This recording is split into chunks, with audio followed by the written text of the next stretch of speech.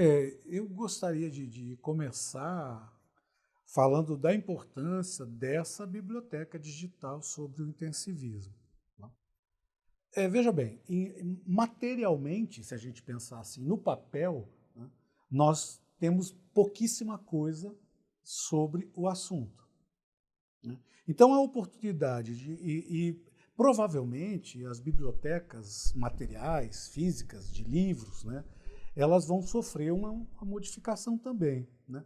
Então, é muito importante que nesse momento que a gente está, nessa era que a gente está até apressadamente entrando, forçosamente entrando, por conta de pandemia e isso tudo, na verdade vai modificar, está modificando a nossa relação com as coisas. E as informações, elas são, obviamente, estando disponíveis num determinado lugar de fácil acesso, quer dizer, hoje em dia você pode até dizer, as pessoas não têm, algumas pessoas não têm computador, mas celular todas elas têm.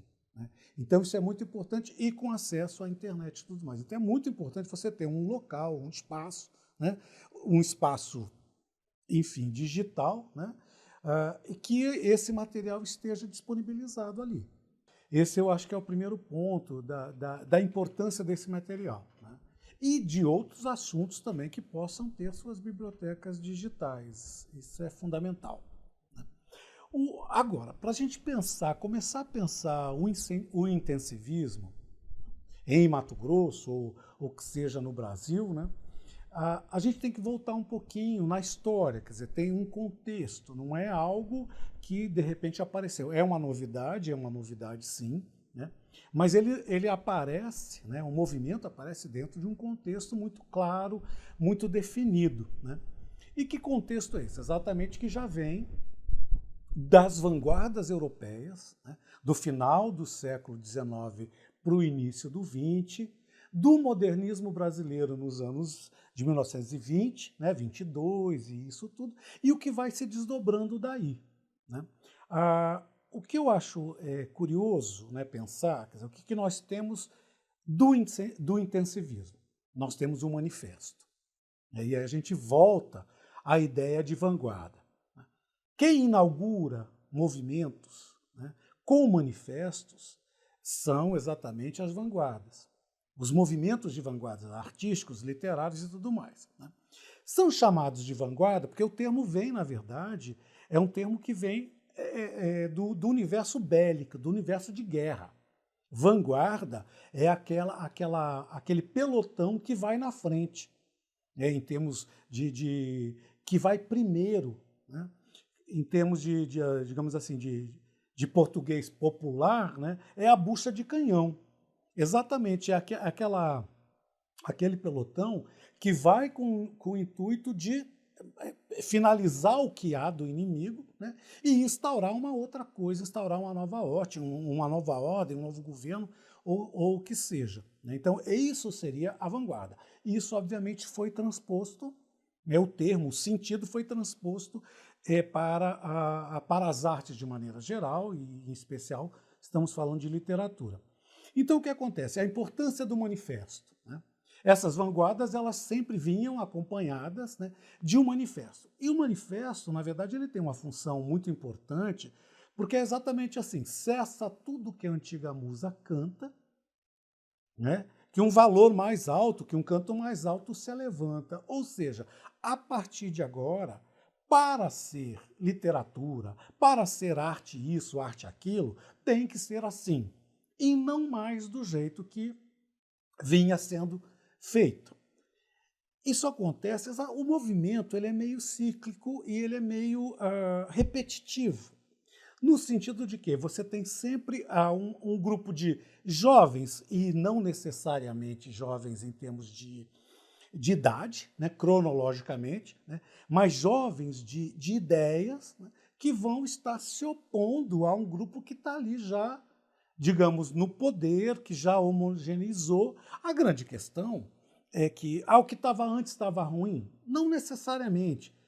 O problema todo, e aí a gente cai diretamente no manifesto intensivista, né? A história toda é assim, você tem a produção, ela vai vai envelhecendo. O que se considera é isso, quer dizer, aquela produção, você não tem mais ideias novas, ela vai se repetindo, quer dizer, todo mundo que já falou continua falando a mesma coisa, etc, etc. Então isso dá uma sensação de mobilidade muito grande. E as vanguardas vêm exatamente, quer dizer, o primeiro momento das vanguardas, das que continuaram, das que se sustentaram e se desdobraram em outras coisas, em outras tendências, né? O primeiro momento ele é demolidor, ele é realmente destrutivo do que estava posto. Porque isso é necessário, é exatamente esse momento da bucha de canhão. Então chegou, para, não é mais isso não tem nada a ver, né? E agora as regras, o jogo é esse. Então o manifesto cumpre exatamente essa função, esse papel, né? Não é mais isso, é aquilo. O manifesto do intensivismo, que foi publicado em julho de 1951, na revista Saran, ele faz exatamente isso. Agora, o curioso, né, desse manifesto é que ele não vai contra o que está posto, né? Ele só vai ali se opor com relação ao simbolismo. Ele não vai dizer, olha, o que estão fazendo aqui é ruim, não presta. Não, né? Não é mais nada disso. Ele vai se localizar esteticamente num ponto de duplicação. Ele vai dizer, começa, a primeira frase do manifesto é que o intensivismo é um simbolismo duplo. E claro que você se defronta com uma afirmação dessa, você tem uma certa dificuldade, né, em compreendê-lo. E aí o manifesto vai tentando se resolver, tentando dizer, né, o que é, né, o intensivismo e, obviamente, sempre nessa oposição com o simbolismo. Ora, o simbolismo vai trabalhar essa questão, aí a gente precisa ver o simbolismo, né? Então você tem as cores, os tons, os sons no simbolismo. Mas, segundo o manifesto intensivista, isso é pura contemplação, né? Então, como é que eles se colocam no confronto, né? Ou na diferença, no diverso do simbolismo? O simbolismo é pintura, o intensivismo é escultura. E isso é muito importante, porque, na verdade, ele coloca a perspectiva de que você não tem algo, uma arte, digamos, planada, fixada, cristalizada, é isso, né? Ela abre para a possibilidade de você ter, porque uma escultura você pode olhá-la de todos os lados. E é aí que entra a ideia do intensivismo. Você intensifica os sentidos. Tanto que eles dizem, olha, com relação, por exemplo, aos neologismos que o simbolismo criou. Eles cobram, né, o manifesto intensivista cobra isso, né? Não, o intensivista ele tem que ter neologismos, mas não exatamente na criação, mas na explosão, na dimensão de possibilidades de sentido. Então, na verdade, a intensificação, se a gente pensar na palavra, né, no intensivismo, a intensificação, ela se dá exatamente nesse plano da multiplicação, da abertura para os vários sentidos. Porque ali o símbolo é a palavra ainda. É a palavra. Então, assim, você tem a proposta nesse momento, e por isso vai se tornando, é um procedimento experimental sempre. Até porque, por exemplo, se a gente pensar que esse manifesto intensivista de 51, né, foi assinado pelo Vladimir Dias Pino, é do Vladimir Dias Pino. Não me lembro se tem exatamente a assinatura dele, mas foi considerado um trabalho dele, né, um manifesto que ele pensou, idealizou e tudo mais. Claro que existiam outras pessoas, outros escritores ali, né? Mas o próprio Vladimir, quer dizer, ele segue num rumo dessa explosão de sentidos para a arte gráfica, para o poema processo, quer dizer, para o poema ser entendido enquanto um processo. E quando você diz que algo é um processo, você diz que, na verdade, ele não vai ter uma conclusão. Ele é continuado. Ele é continuado. E isso é muito importante. E esse princípio está no Manifesto Intensivista ainda com relação à palavra. Né? Porque o Vladimir, posteriormente, vai se tornar artista gráfico e de mil possibilidades, onde a palavra vai se tornando um elemento raro. É uma poesia, é uma poética que vai abrindo mão da palavra. Exatamente por quê? Porque a palavra, ela própria, né, determina os limites de sentidos possíveis.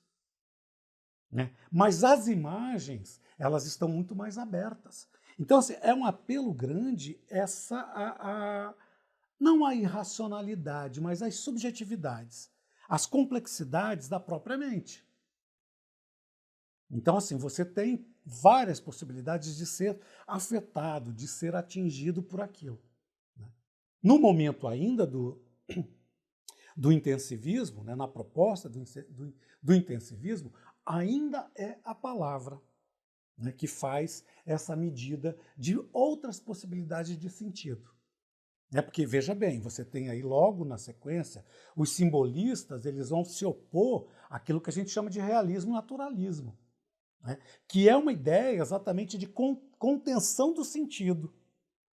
Quer dizer, para que você possa apreender, captar determinada realidade, é preciso que ela esteja presa num sentido único.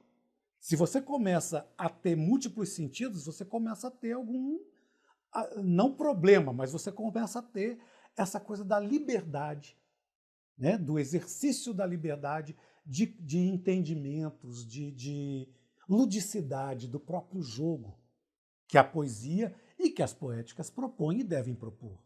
Esse me parece que é o fato mais assim, importante disso. Né? Porque a vantagem disso que nós estamos, dessa experiência que nós estamos vivendo aqui, é que você pode disponibilizar isso, né, digitalmente, e isso pode ser discutido e questionado imediatamente. Ele tem exatamente essa ideia do processual. Quando você tem isso num livro, ideias, digamos, entre aspas, né, aprisionadas num livro, o movimento de debate, de discussão, é muito mais lento, né, e depende muito do alcance que esse livro e que essas ideias terão.